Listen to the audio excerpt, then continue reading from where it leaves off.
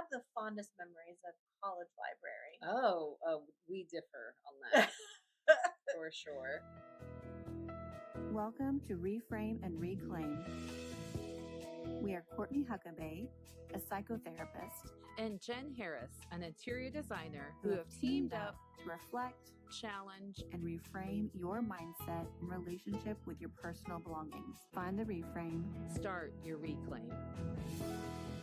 Hi, everyone. Welcome back to Reframe and Reclaim. I'm Courtney Huckabee. And I'm Jen Harris.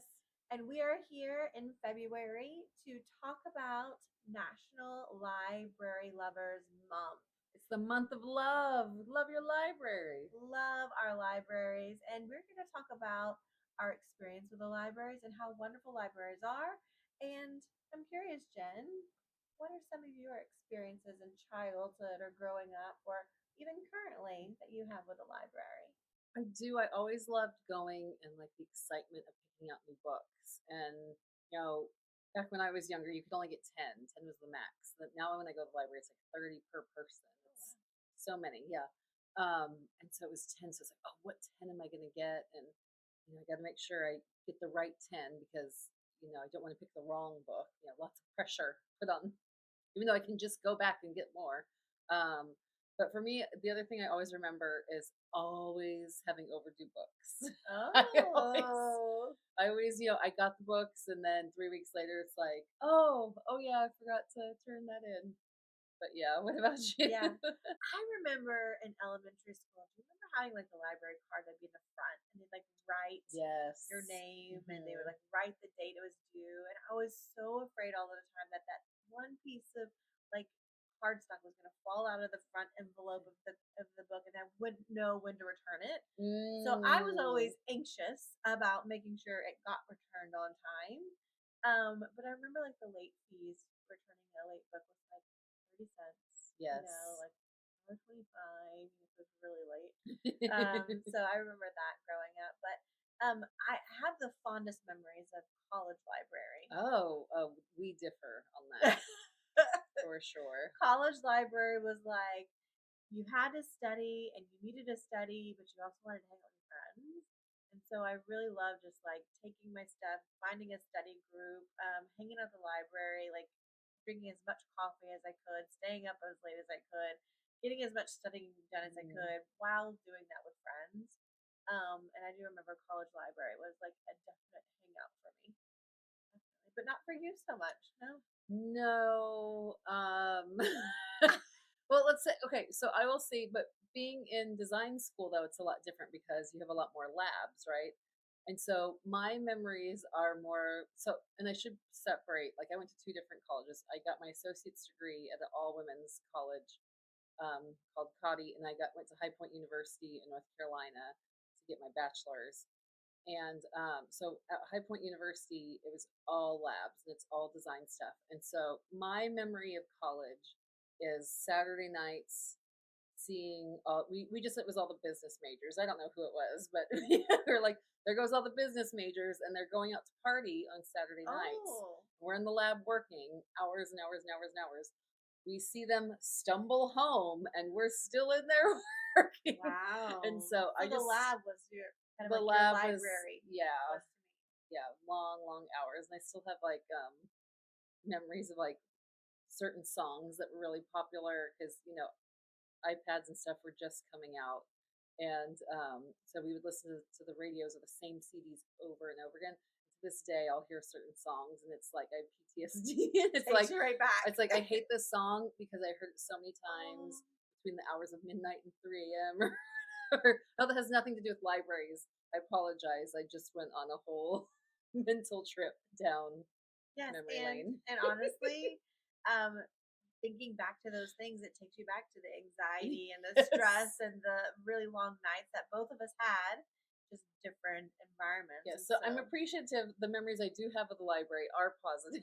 Not the college library, but as a child, yes. Yeah. And today too. I take my sons to the library. My oldest son loves reading, so we make regular trips. Yeah, and we have a home library for my son too. Like, it was very important for me to make sure that he, had books and he would, love reading, and he's growing in the footsteps of you our oldest son.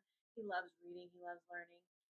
And so we have started to introduce the library, but he's still at the age he wants to play at the playground at the library. But when he was younger, the library has so many fun programs and activities. My son has done like baby sign language. He's done yoga. They've done some fun festivals and events for children. I know they have a maker space lab. So my husband has taken my son to do some stuff. So there's really great opportunities and resources at your public libraries.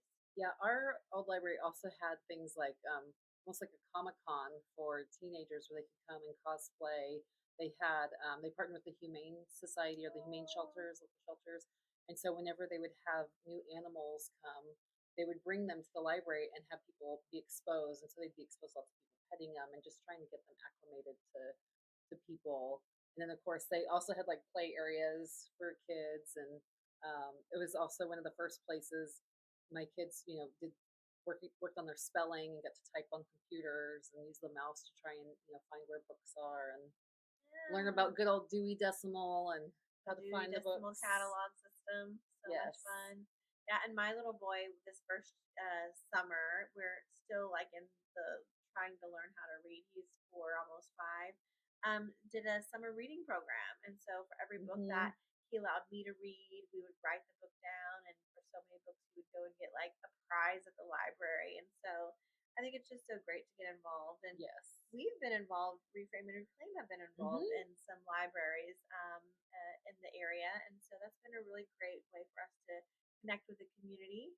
Our book is in many libraries and in the public Libby system. So if you have a public library, you can request our book to be on your Libby audio and electronic book system.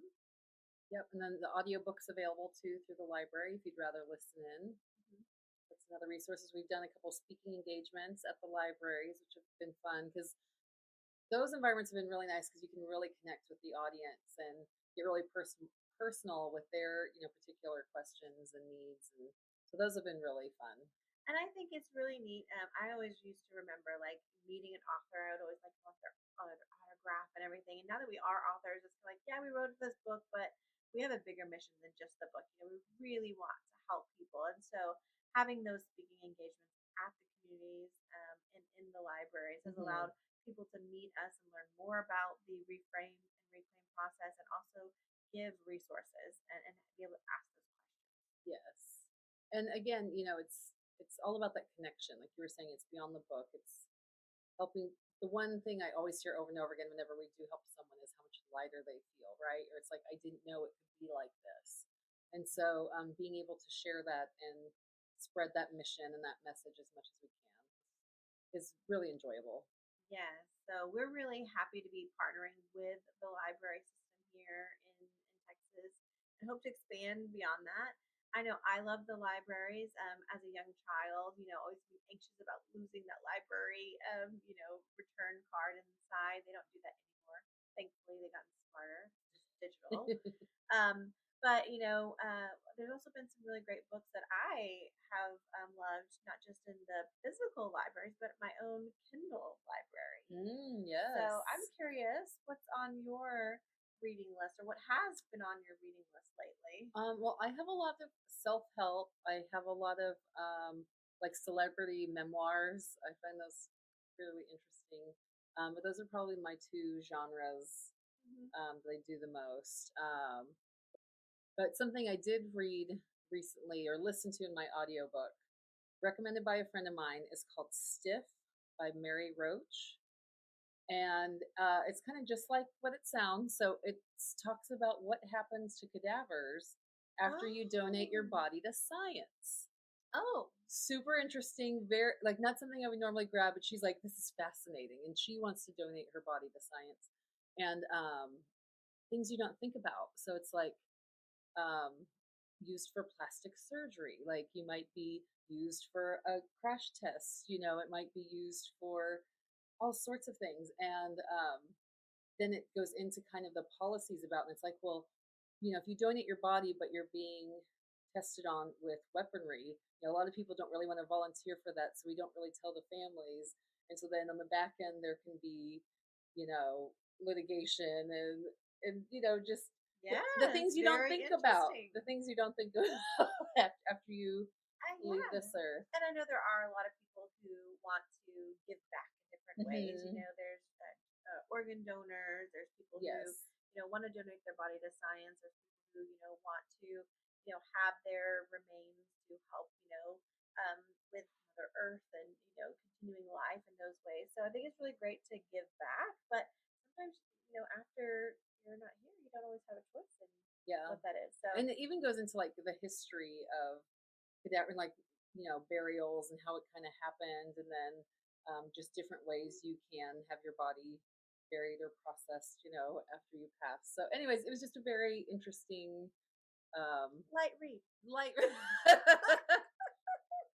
Yes. What about you? Well, I tried my best to keep up with clients' questions and needs and wants. I haven't done any really light reading in a little while. Usually my light reading is more of like TV watching. So that'll be my mindless stuff. I may watch a show or something.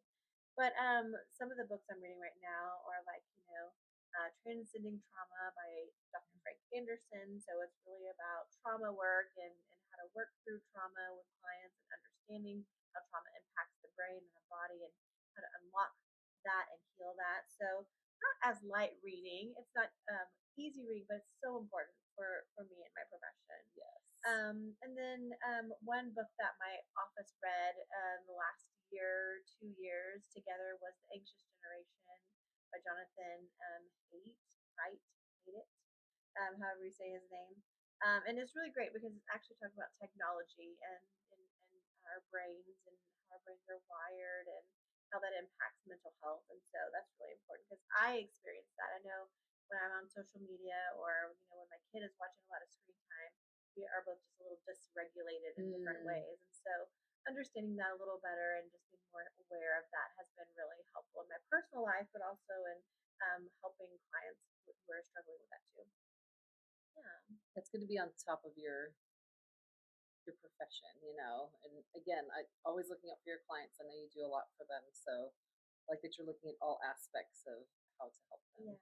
One popular book that my clients have been talking about a lot is The Let Them Theory. Yes. And, Mel Robbins is really great at, really voicing this theory. A lot of people don't know that the Let Them Theory isn't anything new. It is actually something that, it's called the locus. But it is psychology about understanding what we have control over and how to make sense of what we do, respond to, how we interact with others or choices we make. And so I'm really glad that Mel Robbins is making it popular to understand the psychology and really the understanding of the social construct of how relationships work. So that's a fun one. I've heard about that one a lot. So Yeah. Is it a pretty easy read or? I have dyslexia, so I love a good audiobook, and Mel Robbins is reading it, so it's very energetic. It's very loud. It's very, who she is as a person. So you can't really fall asleep listening to it. But it's a fun thing to listen to. I think if you were to read it, it would be an easy read. Very conversational. I do love good conversational books. Yeah, like ours. Like ours, yes. Another book I read recently is called The Other Significant Others by Raina Cohen. And this was really kind of eye-opening because, at least for me being raised and maybe just the age I am, but it was very defined about like what family is. And this is how you live your life. And you go out and you buy a house and you do these things, you get a career, the kids, and it's like all spelled out. And this book really talks about the friends and the friendships you build that become family and how you can change and redefine what family is and construct it in a way that works for your life. So there's all different examples they give in the book of people. So like one example is like two elderly women who decide to live together to take care of each other, and they can hold each other accountable for like their medicines and take each other to doctor's appointments, and they have that companionship. There's other examples of people who it's multiple families kind of living in a compound situation, or friends who want to raise kids together. And so just different ways to think of family. And I think, especially, at least for me, the way the state of the world is, trying to figure out your tribe and where you are and how to get that support, especially when, all our lives I was taught, like, you leave the house and then, that's, you go do it on your own, and then you're just paying for someone else to watch your kid. And there's a whole other issues. There's pros and cons to everything, but I've really thought about, like, how I want to raise my kids and how the support they need and how to build that for them. So, and I will say, it's something that we've talked about on our podcast before, but also a lot in life in general is having community and making sure that we're actually connecting with others. And a lot of times we're born into families that are wonderful and loving and nurturing and supportive. And there are some times where we don't feel that from our families that we're born into, and finding support outside of that, whether it's through friendships or coworkers or community people in your neighborhood. There can be a lot of ways to receive support and connect with others. And I think that is one thing that we need to get back into, when it comes to life in general, is just like an in-person connection. yes. Social media is wonderful. The news is great just to be aware and of, kind of in tune, but it's not always connection. And that's what a lot of people really are seeking out right now. Yes. And again, that book directly addresses that, right? So I highly recommend it. The Other Significant Others. Great, great read. Going along with building community, another great book I read this past year is The Danish Secret to Happy Kids by Helen Russell. And it looks at other cultures and how they raise kids. But it's really kind of the whole theme of it is like how to raise a Viking. It's just strong, yes. hardy, and just interesting aspects. Like my big takeaways were, there's no such thing as bad weather. You just go play outside no matter what. It's building safe communities and teaching kids that people are here.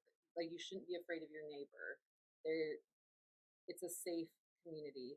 And along with that, the adults understand kids are going to make mistakes and it's okay. And they kind of embrace the wildness of it, and really, I feel like, give the kids the freedom to be kids. Another big takeaway I thought was interesting is the kids always kind of have a say in, like, they're given choices, but they have the freedom to choose which choice they want. And it really goes back to their drive and love for democracy. And it's like, we don't want a repeat of World War II.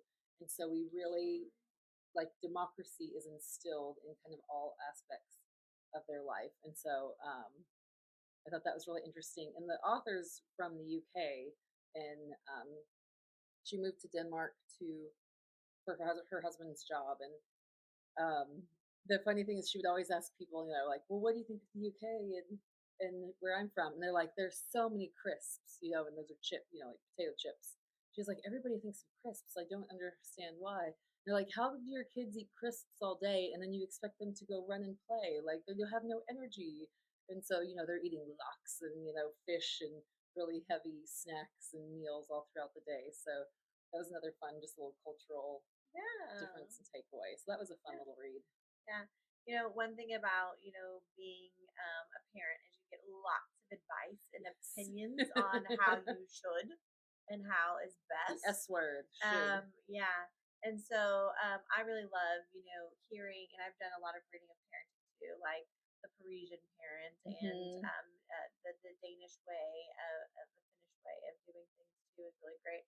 I think being a parent educator, I think it's really important. There's no right and wrong, but what works really well for you and your family, and what's not going to break the relationship. Talking about the rupture and the fear mongering and things that can happen, and intimidation in parenting.